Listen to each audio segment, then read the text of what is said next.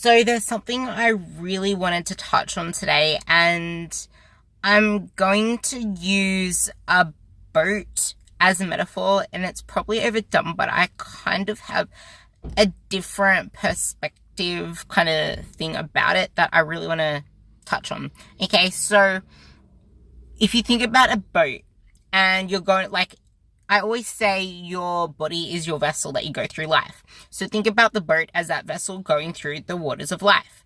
So sometimes you'll experience tougher shores, tougher winds, waves that throw you about, winds that throw you about, like you don't know whether it's going to be the wind, whether it's going to be the water.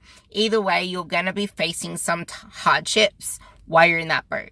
Now, the more sturdy the boat, the stronger the boat, the more you care for that boat and maintain it, add extras to it, as in investing in the boat, investing in yourself, investing in your health and advancing you, kind of like the boat being your body, that kind of thing.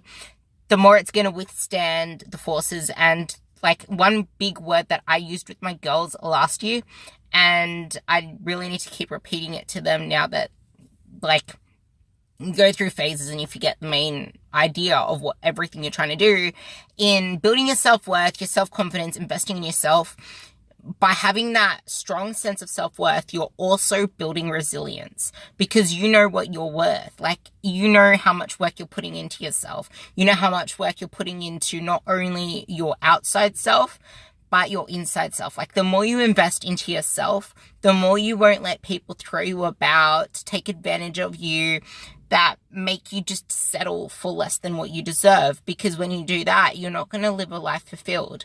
And you're more prone to getting let down, to feeling like things are just tough because you're not picking what you deserve and you're not picking what kind of just vibes with you because you don't know your identity. Like, once you got that visualization, there's the reticular cortex.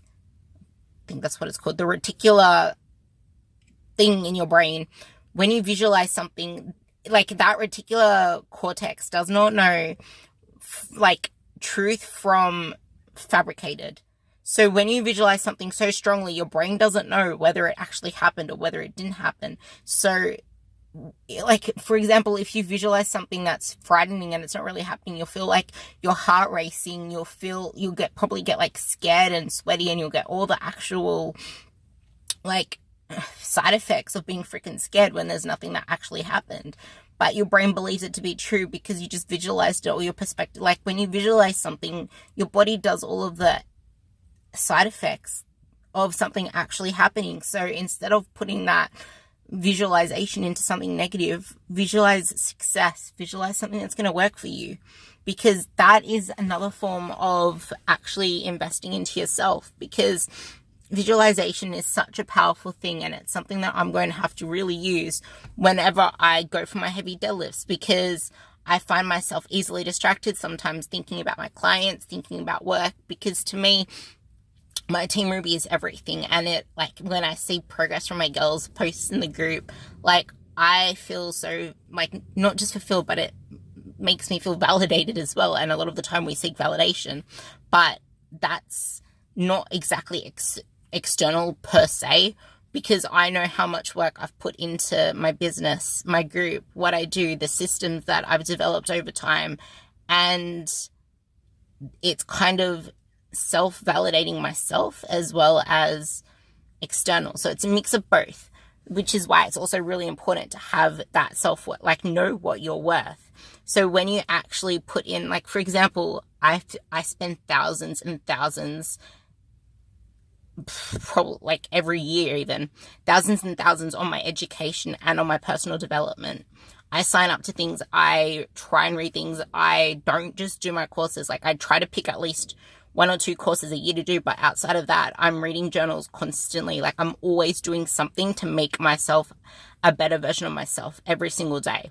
And in knowing that I'm investing in myself, it seriously adds to that self-worth, that self-confidence, so much more. The fact that I don't have a single regret, even though there is some shit that I've a lot of shit that I've been through, I am so grateful for all of it because it's shaped me to who I am today. It's made me that empathetic person. It's made me like value welfare so much more, and mental health and everything, to the point where I kind of get that empath vibe with so many of my clients when I can sense something's not wrong.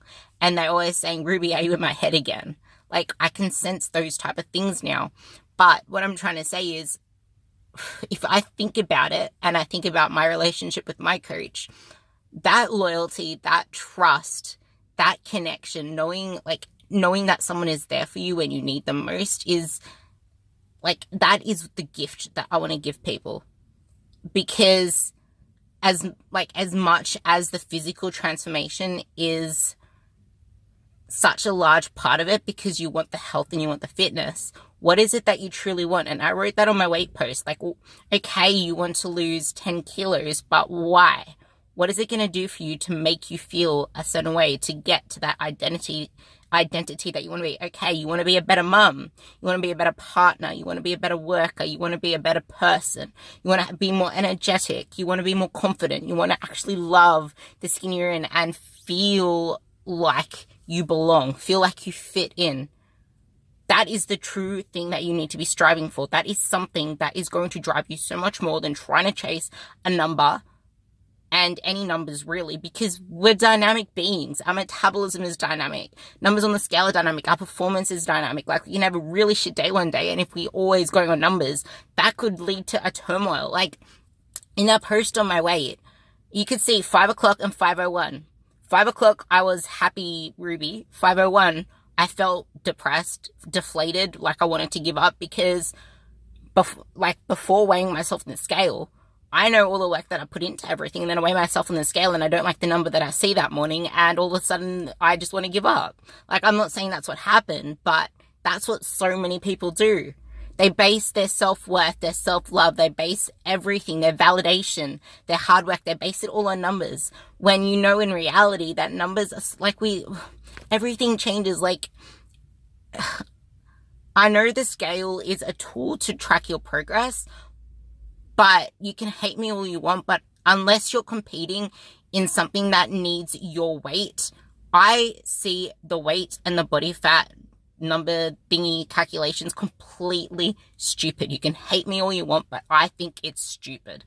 If you have someone to do your skin folds, that's okay, because you're measuring pretty much, like, you're grabbing the right areas to notice the difference in change. But at the same time, it's not always that subcutaneous fat that's the killer. It's the visceral fat. So getting your bloods checked, getting your health markers checked, like your blood pressure, I already said your bloods, your heart rate, like tracking your heart rate, your morning heart rate, your heart rate variability, things that I go on within my client group. That type of stuff is what matters. That's measuring your health. Because when your health is in optimal, like, peak state, I'm not saying mine's pristine. Right now, I'm leading into a comp. Mine's far from pristine, and so is my stress levels. But outside of comp, that is my main focus, trying to get all those things stabled out. And if you saw the way that my mood shifted and the way that I shifted from January, where I was putting all my effort into my business to get my team set up for the year, to get systems set up so that it's so much easier to, like, manage everything and make sure that I'm giving every single girl that joins Team Ruby and that's in Team Ruby more than 500% of me. Knowing that I now have that and I can keep on top of all of that, no matter what, like, no matter if 5 people join one day, I know that those 5 people, even though they joined on the same day, they're all going to get 500% of me because I have the systems for it. So I was stressed to the bone in January trying to get all that set up. In February, I was like, nah, now it's New Year time. I'm putting this into me. And you could see the shift in my mood. You could see the shift in everything. That is how important it is to invest into yourself. And now that it's in March, you can see me trying to, like, keep up with everything, because it's going into comp. I'm trying to get on top of my fatigue, my stress, not just mental stress, but physical stress from the gym, tiring myself out with all the heavy weights, just craving a break.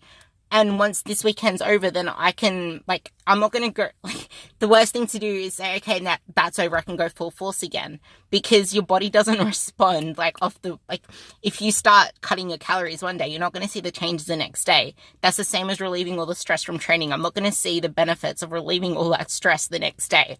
So that's something I've realized over these 2 weeks, just thinking about it. It's like, no, I can't just go full force straight after. I'm going to have to bring myself back to reality, because it's a tedious comp. But like I said, you're investing in that vessel.